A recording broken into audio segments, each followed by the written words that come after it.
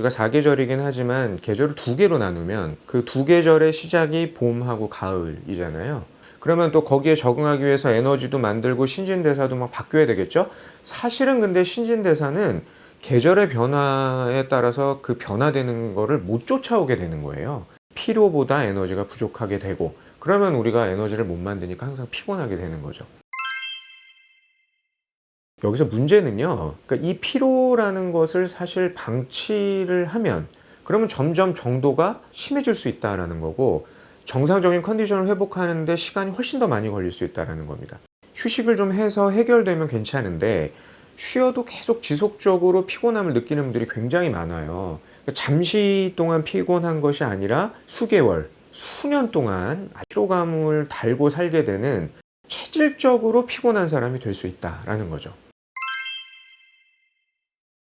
이렇게 피로의 원인이 단순하게 그냥 내가 에너지를 못 만들어서 피곤한 이런 것뿐만이 아니고 질병이 원인이 될 수도 있다라는 겁니다. 자, 지금부터 설명드릴 문제들 한 달 이상 계속되고 오랫동안 반복된다. 그러면 신체적인 질병이 있을 수도 있겠다라는 것을 꼭 의심을 해봐야 된다라는 건데요. 온종일 노곤하면서 자주 배가 고프고 그래서 음식을 먹기는 먹는데 체중은 줄어든다. 당뇨를 꼭 의심을 해봐야 됩니다. 만성피로라는 것은 인체 신진대사의 그런 균형을 상실했다. 이게 핵심인 건데, 당뇨가 있으면은 아무리 내가 먹어도 필요한 영양소가 피 속의 당으로만 높게 존재할 뿐이지 세포로 잘 가지 않는 거거든요. 세포는 굶는 거예요. 그러니까 에너지를 못 만들게 되는 것이고, 혈액이 끈적끈적하니까 산소, 영양소, 에너지 순환은 또 안 되고, 신진대사를 방해하는 독소가 순환돼서 배출되는 건 안 되고, 그러니까 만성피로가 올 수 있다라는 거죠. 어찌 보면 당뇨하고는 반대죠. 식욕이 없어요. 식욕은 없는데 몸이 자꾸 붓고 입던 바지도 안 맞고 속이 온종일 더부룩하고 여기에 또 살도 찐다. 갑상선 기능 저하증을 꼭 의심을 해봐야 됩니다.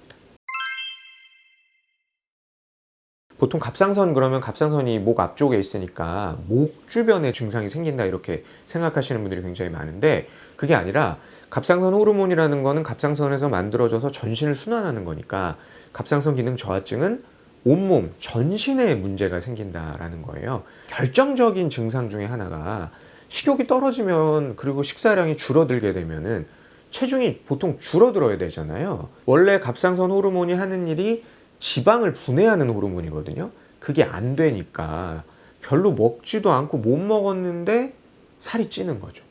지방을 분해했으면 그걸로 에너지를 만들어야 되는데 그게 안 되니까 피곤한 증상이 아주 대표적으로 심하게 나타날 수 있다라는 거죠.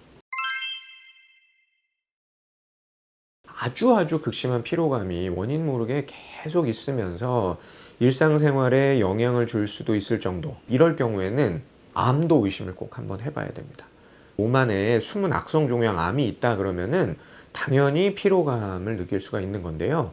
아무 증상이 없을 때도 물론 뭐 미리미리 검진을 받아서 암 검사를 받아봐야 되는 거지만, 심지어 이렇게 만성 피로가 지속이 된다. 일단 내가 혹시 암일 수도 있겠다 라고 합리적인 의심을 하고 검사를 받아보는 게 좋다라는 거죠. 자, 오늘 만성 피로의 원인에 대해서 제가 말씀을 드렸거든요.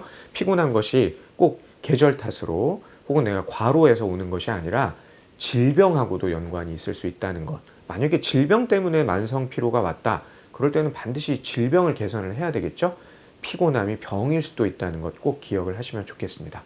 지금까지 그분들의 주치 이기우였습니다.